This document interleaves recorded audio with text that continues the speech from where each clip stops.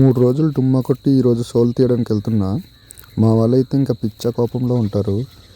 ఇంకా స్పాట్కి వచ్చేసాను. సోలు తీస్తుంది. తన కోపం చూసిరా. తన కోపాన్ని తగ్గించడానికి డ్రింక్ అయితే ఇచ్చాను, అయినా ఇంకా తగ్గలేదు.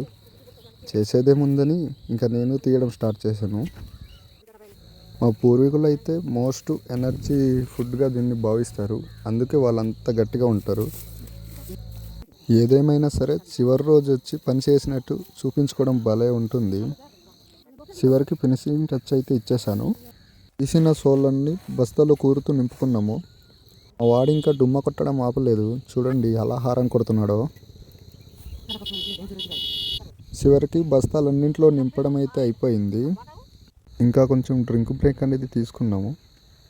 ఏదేమైనా మావాడు ఒక్క డ్రింక్ తెచ్చి అందరి నోర్లు ముయించేశాడు. చివరికి నింపుకున్న బస్తాలన్నీ భుజాల మీద మోసుకుంటూ రోడ్డుకైతే తీసుకెళ్ళిపోయాము. ఇంత కష్టపడుతున్న మా వాళ్ళ కోసం లైక్ చేసి మన ఛానల్ని సబ్స్క్రైబ్ చేసుకోండి. డుమ్మా కొట్టే ప్రతి ఒక్కటి లాస్ట్లో చెప్పే డైలాగ్ ఒకటి వినండి.